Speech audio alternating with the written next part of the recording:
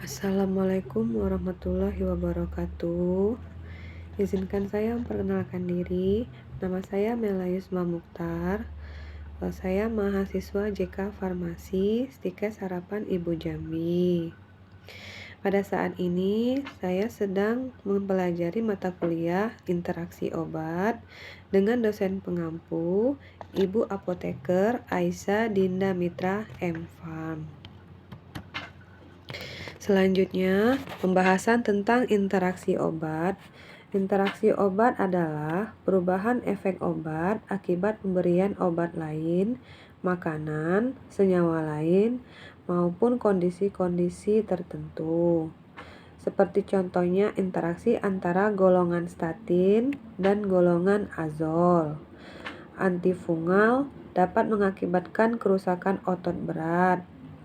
Kemudian, interaksi obat antidepresan dengan makanan yang tinggi tiramin, seperti keju, yang dapat mengakibatkan krisis hipertensi. Perbedaan antara interaksi obat dan efek samping obat. Interaksi obat terjadi lebih dari satu jenis obat, sedangkan efek samping bisa dari satu jenis obat. Kemudian interaksi obat dapat muncul ataupun tidak muncul pada penggunaan obat secara normal, sementara efek samping muncul dalam penggunaan obat secara normal. Interaksi obat sulit diprediksi dan umumnya penanganannya sulit, tetapi efek samping obat mudah diprediksi dan mudah ditangani. Interaksi obat bila muncul, maka akan dihentikan penggunaan salah satu obat atau keduanya. Tetapi efek samping bila muncul gejala yang cukup parah, maka akan dihentikan. Apa yang terjadi jika obat berinteraksi? Pertama, efek adiktif, yaitu dapat membawa keuntungan atau menimbulkan efek samping jika keduanya memberi ESO atau efek samping obat yang sama-sama membahayakan. Kemudian efek berkurang sehingga mengakibatkan gagal terapi atau tidak berefek, tidak ada bedanya antara diberikan dengan tidak diberikan terapi obat. Faktor risiko terjadinya interaksi obat terutama pada penyakit yang banyak, seperti tidak mampu atau kesulitan untuk bertahan terhadap efek dari interaksi obat. Kedua, mengkonsumsi banyak obat. Semakin banyak obat yang dikonsumsi, maka semakin besar pula risiko interaksi obat yang terjadi. Ketiga, pernah mengalami kejadian interaksi obat. Besar kemungkinan akan mengalami kejadian interaksi obat pada kemudian harinya. Kemudian berusia sangat muda atau sangat tua karena organ-organ vital yang belum berkembang sempurna atau organ-organ yang telah menurun sehingga menjadi masalah. Kemudian untuk kelebihan berat badan, obat-obatan yang ditimbun dalam lemak akan semakin terakumulasi pada jaringan adipose. Bagaimana interaksi obat dengan makanan atau minuman? Contoh makanan minuman yang paling sering menyebabkan interaksi obat. Yang pertama, susu. Yang kedua, makanan tinggi lemak. Yang ketiga, jus jeruk atau jus buah lain yang bersifat asam. Yang keempat, vitamin dan mineral seperti vitamin K. Interaksi obat terbagi menjadi 3 kategori. Yang pertama, interaksi farmasetik atau inkompatibilitas. Kedua, interaksi farmakokinetik. Yang ketiga, interaksi farmakodinamik.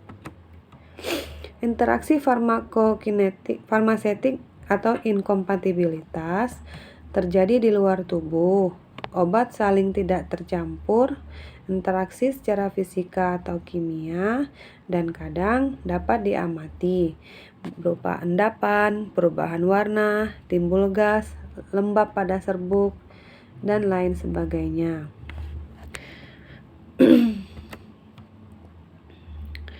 Contoh-contoh interaksi obat, terdapat obat golongan A, obat A dan obat B seperti gentamisin dan karbenisilin efeknya inaktif, dan penisilin G dengan vitamin C inaktif.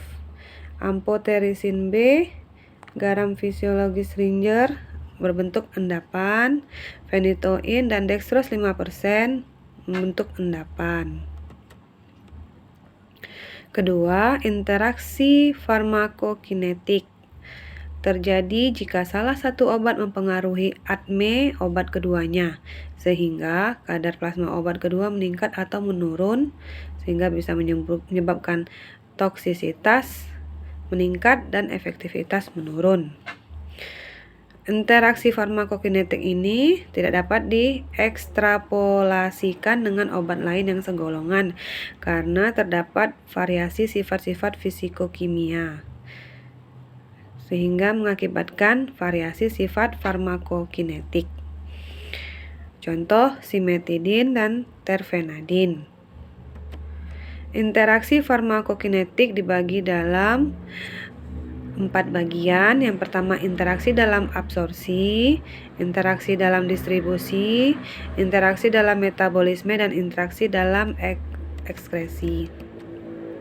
Interaksi dalam absorpsi dibagi lagi seperti menjadi interaksi langsung, interaksi fisika atau kimia antara obat dalam lumen GI sebelum absorpsi dapat mengganggu proses penyerapan obat. Ini dapat diatasi dengan mengatur jarak pemberian kedua obat. Contoh tetrasiklin dengan kation polivalen Ca, Mg, Al, dan Fe. Kedua, perubahan pH cairan GI. Cairan gastrointestinal yang alkalis akibat antasida, H2 blocker atau penghambat pompa proton, sehingga meningkatkan kelarutan obat yang bersifat asam dan menurunkan kelarutan obat yang bersifat basa. Contoh antasida dan H2 blocker dengan obat aspirin dan glibenclamid. Kelarutan obat aspirin dan glibenclamid menjadi meningkat. Kemudian perubahan waktu pengosongan lambung dan transit usus. Semakin cepat obat sampai di usus, cepat pengosongan lambung, maka semakin cepat pula obat diabsorpsi, sehingga kadar dalam darah cepat meningkat, dan sebaliknya. Interaksi dalam distribusi, interaksi dalam ikatan protein plasma. Ikatan obat dengan protein plasma amat tergantung dari sifat keasaman atau kebasaan obat tersebut.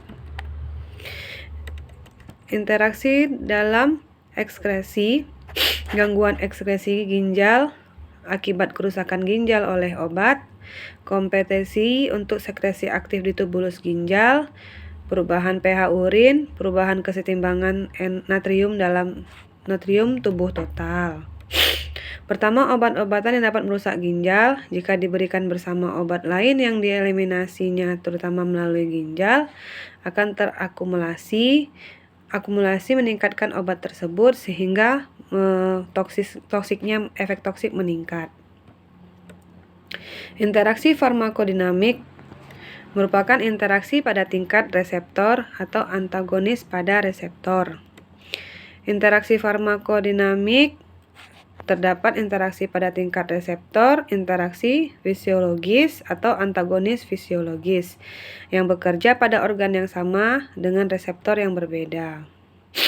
Perubahan keseimbangan cairan dan elektrolit terutama berpengaruh pada obat jantung, transmisi neuromuskular, dan ginjal.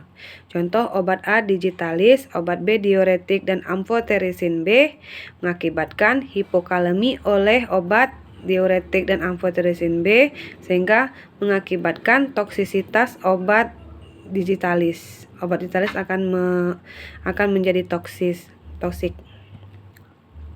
Interaksi lain-lain obat A, obat B seperti odopa dan vitamin B6 akan mengakibatkan efek anti-Parkinson. Obat A akan menurun. Spironolakton dan aspirin mengakibatkan efek diuretik dan kerja obat spironolakton menjadi menurun. Sekian tentang interaksi obat yang dapat saya sampaikan. Mohon maaf apabila banyak terdapat kekurangan. Terima kasih juga kepada dosen pengampu saya, Ibu Apoteker Aisyah Dinda Mitra M.Pharm. Sekali lagi, terima kasih atas bimbingannya dan ilmunya sangat bermanfaat. Wassalamualaikum warahmatullahi wabarakatuh.